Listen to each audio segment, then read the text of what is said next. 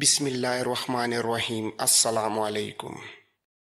اس نے حکم دیا کہ اس لڑکی کو فوراً گرم پانی سے غسل دلا کر اور نیا لباس پہنا کر اس کے سامنے پیش کیا جائے، لیکن روزی ایسا کہاں ہونے دینے والی تھی۔ وہ نارمن کا حکم سنتے ہی بدک گئی اور زور زور سے چیختے ہوئے نارمن اور باکو کو گالیاں دینے لگی۔ سپاہیوں کے لیے مشکل ہو گیا کہ وہ اس ناتواں لڑکی کو سنبھالتے یا نارمن کی عیاشی کے لیے بناتے سنوارتے۔ صلیبی لشکروں کے ہمراہ جنسی ضرورتوں کو پورا کرنے کے لیے لونڈیاں اور نوجوان لڑکیاں تو ہوا ہی کرتی تھیں، اور عین ممکن تھا کہ نارمن کے دستے میں موجود خادمائے روزی کو نارمن کی ہوس کے لیے نہلا دھلا کر سنوار بھی لیتیں، لیکن عین اسی وقت ایک ایسا واقعہ پیش آیا کہ نارمن کی تمام ہوس آن کی آن میں ہوا ہو گئی۔ اس کا نشہ یکلخت اتر گیا اور اس نے سب کچھ بھول کر اپنا فوجی لباس پہننا شروع کر دیا۔ کیچڑ میں لت پت ایک نوجوان نارمن کے خیمے میں وارد ہوا۔ یہ ان جہازوں کے عملے کا سپاہی تھا جو عباس کے جانباز ساتھی صلیبیوں سے چھین چکے تھے، اور یہ ان سپاہیوں میں سے تھا جو حملے کے دوران بچ نکلے تھے، جنہوں نے آبنائے باسفورس کے بھرے ہوئے پانی کو 1 میل تک تیر کر عبور کیا تھا۔ یہ فوجی جب مچھیروں کے ساحل پر اترے تو انہیں مچھیروں کے ساحل پر اپنے مقبوضہ جہاز لنگر انداز نظر آئے۔ یہ تعداد میں 6 تھے، اور جو ہی انہیں معلوم ہوا کہ مسلمانوں کا پیدل دستہ ساحل کے راستے باقی ماندہ جہازوں کی جانب بڑھ رہا ہے، اور ان 6 فوجیوں نے مچھیروں کی کشتیاں اڑائیں اور اپنے باقی ماندہ جہازوں کو خبردار کرنے کے لیے اسی جانب چل دیے۔ کیچڑ میں لت پت نوجوان نے نارمن کو یہ بھی بتایا کہ مسلمانوں کا پیدل دستہ اسی ساحل پر دیکھا گیا ہے، جو کچھ دیر دکھائی دینے کے بعد چٹانی سلسلے میں روپوش ہو گئے۔ نارمن کے لیے یہ خبریں دہلا دینے والی تھیں۔ اس کا نشہ ہرن ہو گیا اور وہ اپنے مقبوضہ جہازوں کو واپس چھیننے اور مسلمانوں کے پیدل دستے کو تلاش کرنے کے لیے نکلنے لگا، لیکن اس سے پہلے کہ وہ سپاہیوں کو حکم دیتا، ایک سنسناتا ہوا تیر نارمن کے خیمے کا پردہ چیر کر اندر داخل ہوا اور فرش میں پیوست ہو گیا۔ خیمے میں موجود نارمن اور دوسرے سپاہیوں کی سانسیں رک گئیں۔ نارمن کے چہرے کی ہوائیاں اڑنے لگیں، لیکن روزی کی حالت دیکھنے والی تھی۔ وہ اپنی عزت بچ جانے کی خوشی میں پھولے نہیں سما رہی تھی۔ اسے یقین ہو چکا تھا کہ حملہ آوروں کا دستہ نارمن کے خیمے تک پہنچ چکا تھا۔ نارمن بھی یہی سوچ رہا تھا۔ اس نے خیمے سے باہر قدم نکالنے کا ارادہ ترک کیا اور سپاہیوں کو حکم دیا کہ تمام فوجیوں کو مسلح ہو کر مقابلہ کرنے کی اطلاع دیں۔ نارمن ننگی تلوار ہاتھ میں لیے اپنے خیمے کے اندر اندیکھے دشمن سے خوفزدہ تھا۔ روزی کو لانے والے چند سپاہی اور باکو بھی یہی موجود تھے۔ اچانک خیمے کے دروازے پر آہٹ ہوئی اور پھر اگلے لمحے یکلخت کئی مسلح سپاہی نارمن کے خیمے میں گھس آئے۔ دراصل جب عباس عیسائی فوجیوں کی نظروں میں آ جانے کے بعد الٹے قدموں فرار ہونے کا ارادہ کر رہا تھا تو اسے کسی مظلوم لڑکی کی چیخیں سنائی دیں۔ اس نے چونک کر آواز کی سمت پر غور کیا تو بجلی کی چمک میں اسے نارمن کا زمینی خیمہ نظر آیا۔ اسے رہا نہ گیا۔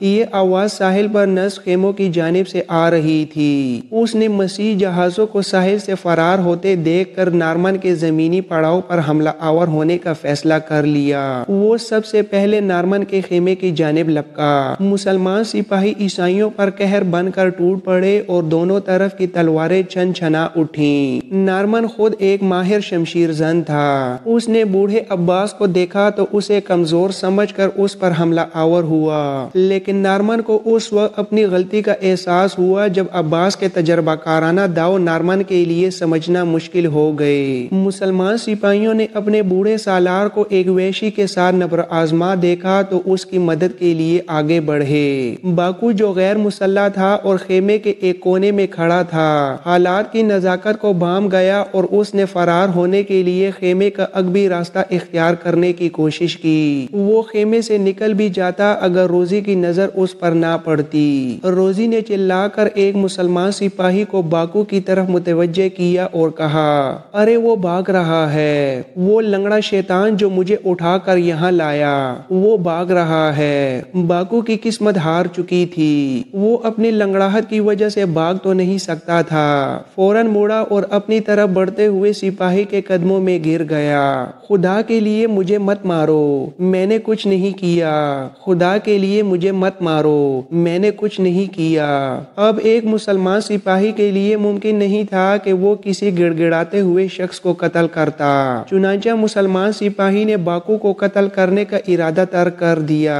اسی اثناء میں عباس میدان کارزار پر قابو پا چکا تھا۔ نارمن بری طرح زخمی ہو کر گر پڑا تھا اور اس کے بچنے کی امید کم ہی تھی۔ اس کے باقی ساتھی بھی تہہ تیغ ہو چکے تھے۔ نارمن کے خیمے میں تو عباس کے چند ساتھی ہی حملہ آور ہوئے تھے، جبکہ باقی دستہ بے خبر مسیح سپاہیوں پر ٹوٹ پڑا تھا۔ اس ساحل پر نارمن کے 200 سے زیادہ سپاہی خیمہ زن تھے اور عباس کے ہمراہ 100 سے بھی کم جان باز تھے، لیکن شراب کے نشے میں بدمست مسیح فوج کے سپاہی مقابلے کی سکت نہیں رکھتے تھے۔ چنانچہ بہت قلیل وقت میں مسلمانوں نے نارمن کے پورے محافظ دستے کو زیر کر لیا۔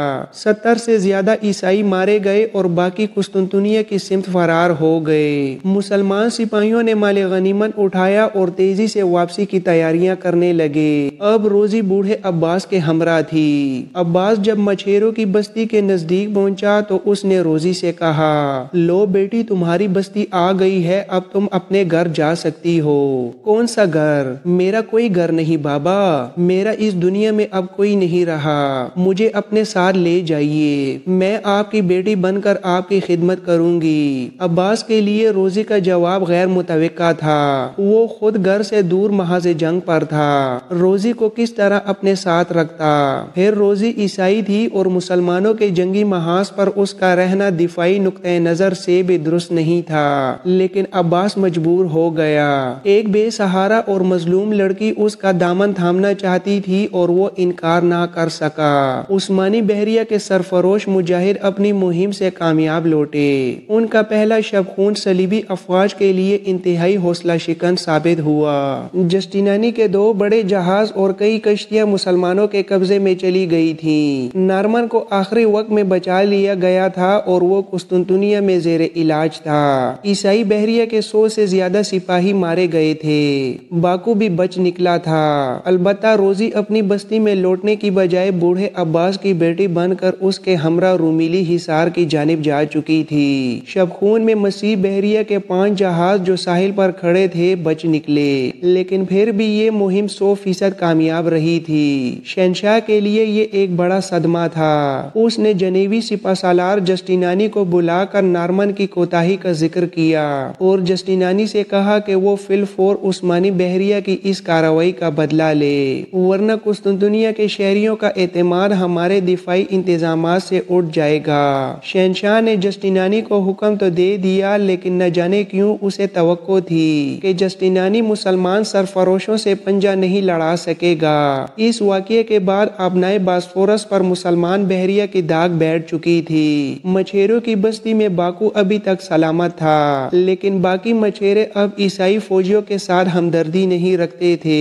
مسیح جہازوں پر قبضے کی خبر ادرنہ پہنچی تو سلطان خوشی سے جھوم گیا۔ سلطان محمد خان نے فوری طور پر اپنے سپہ سالاروں کا اجلاس طلب کیا اور ان سے کہا، اسلام کے سرفروش مجاہدوں، اب وقت آ گیا ہے کہ ہم ایک نئی تاریخ بنانے کے لیے چل پڑیں۔ ہماری خواہش ہے کہ موسم سرما کے اختتام پر ہم اپنی بہادر افواج کو لے کر قسطنطنیہ کا محاصرہ کر لیں۔ سلطان محمد خان کے پروقار چہرے پر پہاڑوں جیسا عزم نظر آ رہا تھا۔ ینیچری کے افواج کے سپہ سالار آغا حسن نے سلطان کی دعوت پر لبیک کہا اور اپنے لشکر کو قسطنطنیہ کی جانب لے جانے کے لیے تیار ہو گیا۔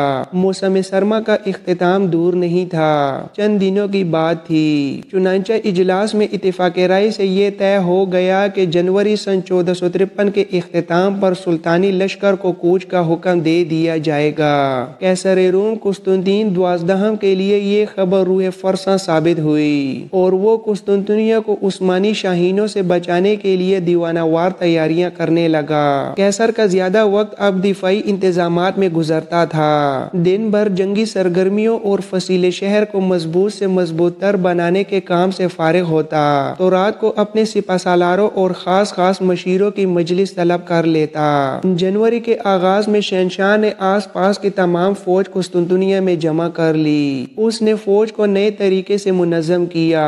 یونان کے بہادر تلوار بازوں کو باقی فوج سے الگ کر کے 500 جنگجوؤں کی کمان سونپی۔ ان یونانی سالاروں کو جنوبی اور مشرقی فصیل پر متعین کر دیا گیا۔ شہنشاہ نے تمام افواج میں سے 1000 بہترین شمشیر زن مقرر کر کے محافظ شاہی دستے کو اثر-نو منظم کیا۔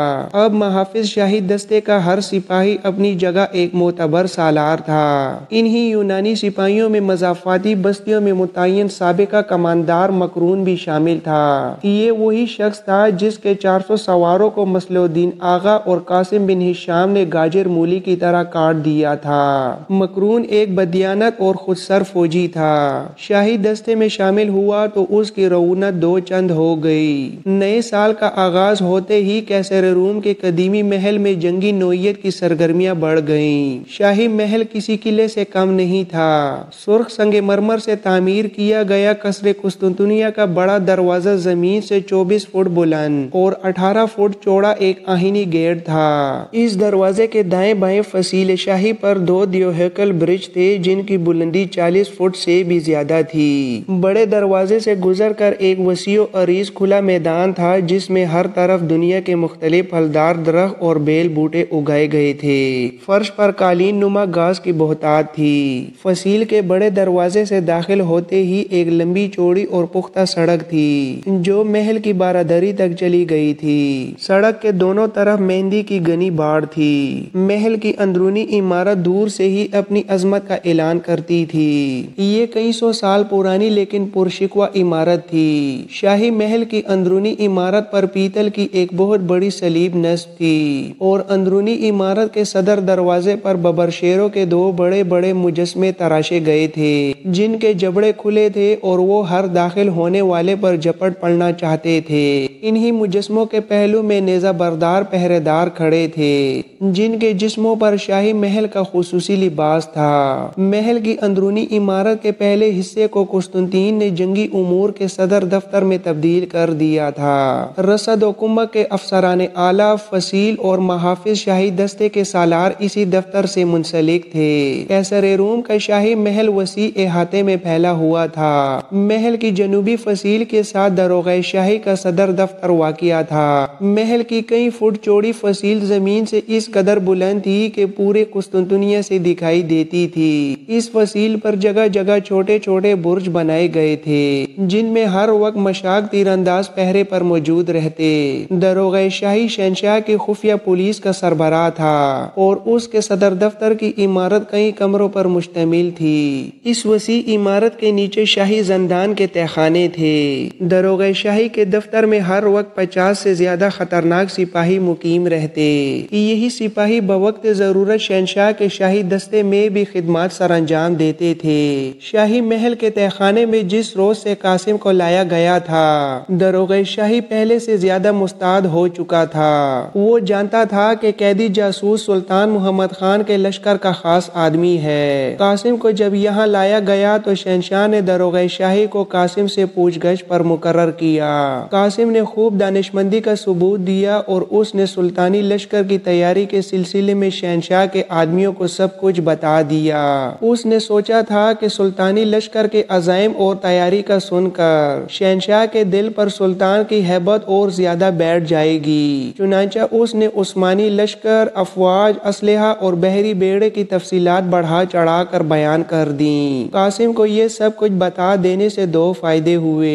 ایک تو شہنشاہ نے اس تعاون پر قاسم کی سزائے موت مؤخر کر دی اور دوسرا قاسم تفتیش کنندگان کی اذیت سے بچ گیا۔ داروغہ شاہی جانتا تھا کہ قاسم ایک خطرناک جاسوس ہے، چنانچہ وہ جب بھی قاسم کے پاس کسی قسم کی پوچھ گچھ کے لیے آتا تو اس کے ہمراہ 10 خطرناک سپاہیوں کا ایک مسلح دستہ ہوتا۔ قاسم کے لیے ان کا حصار توڑ کر فرار ہونا ممکن نہیں تھا۔ قاسم جس کوٹری میں قید تھا اس کے دائیں بائیں اور سامنے بھی آئینی سلاخوں والے قید خانے تھے، لیکن جب سے قاسم کو یہاں لایا گیا تھا اس نے اپنے علاوہ کسی اور قیدی کی آواز نہیں سنی تھی۔ قاسم جس قید خانے میں نظر بند تھا، یہاں سے کسی قیدی کا فرار ممکن نہیں تھا۔ قاسم تاریک زندان میں قید تھا۔ یہ دراصل شاہی محل کا ایک تہہ خانہ تھا جسے جیل کے طور پر استعمال کیا جاتا تھا۔ اس تہہ خانے میں کوئی کھڑکی یا روشن دان نہیں تھا۔ زمین پر خشک گھاس پھوس بچھی تھی اور تہہ خانے کی چھت قاسم کے سر سے زیادہ بلند نہیں تھی۔ قاسم چاہتا تو چھت کو ہاتھ بڑھا کر چھو سکتا تھا۔ اس چھوٹے سے کمرے کا دروازہ موٹی موٹی آہنی سلاخوں کا بنا ہوا تھا۔ یہ دروازہ ایک چھوٹی سی راہداری میں کھلتا تھا۔ اس راہداری میں چند کمرے اور بھی تھے جو قید خانے کے طور پر استعمال ہوتے تھے۔ راہداری کا اختتام زینوں پر ہو رہا تھا اور 20 سے زیادہ پختہ زینے اوپر شاہی محل کی اگبی عمارت میں کھل رہے تھے۔ یہ عمارت جس کے نیچے تہہ خانے تھے داروغہ شاہی کا خاص دفتر تھی۔ اس عمارت میں ہمہ وقت داروغہ شاہی کے خطرناک سپاہی موجود رہتے۔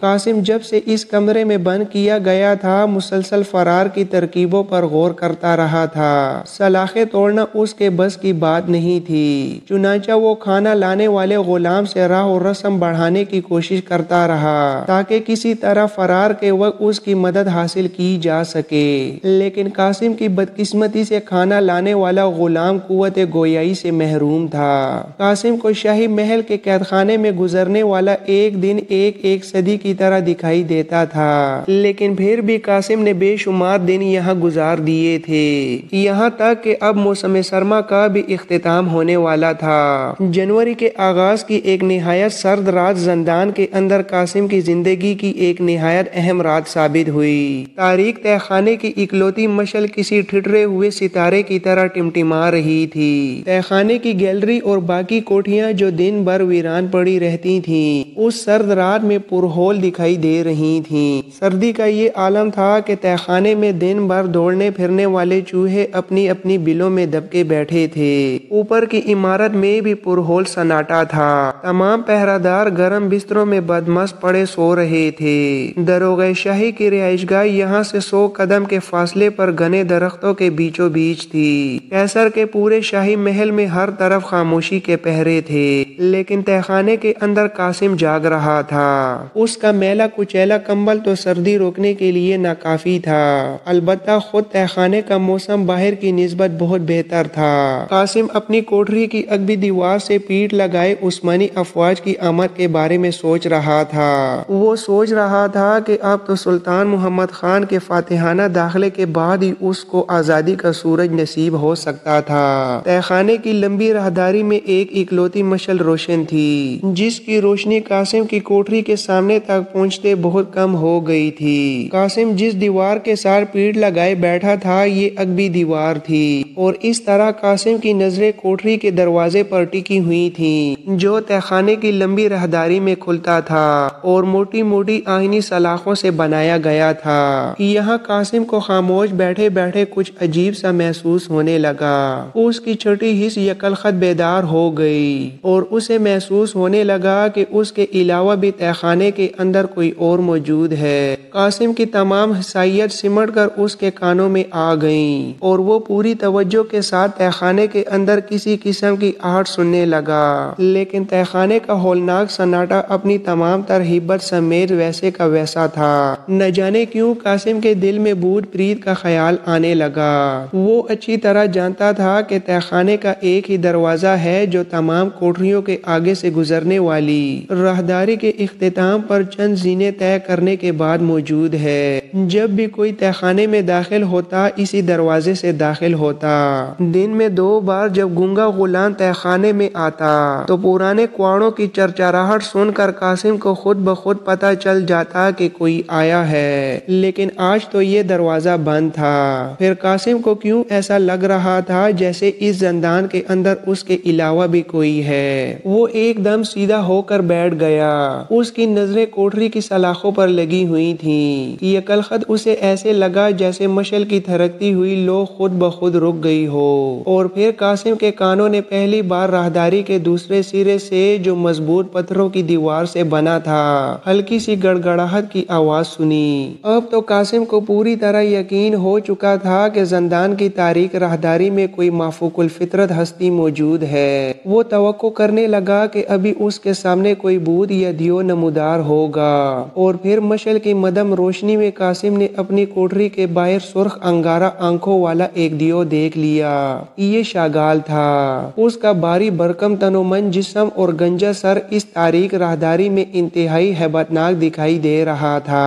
ایک لمحے کے لیے تو قاسم کی سانسیں رکنے لگیں۔ اسے سونیا کی باتوں پر یقین آنے لگا کہ شاگال سچ مچ میں بھوت پریت ہے، لیکن پھر قاسم نے فوراً دل ہی دل میں خود کو ڈانٹا اور اپنے سر کو زور سے جھٹکا دیا۔ وہ ایک بہادر سپاہی تھا، چنانچہ ڈر یا خوف اس کے نزدیک سے بھی نہیں گزرتے تھے۔ قاسم کے دل سے خوف کا بادل چھٹا تو آن واحد میں اس کی جگہ غصے نے لے لی۔ اب اسے یہ تو پرواہ نہیں تھی کہ شاگال تہہ خانے میں کہاں سے داخل ہوا، اب اسے صرف یہ فکر تھی کہ کاش وہ کسی طرح ان سلاخوں کو عبور کر کے شاگال پر حملہ کر سکتا۔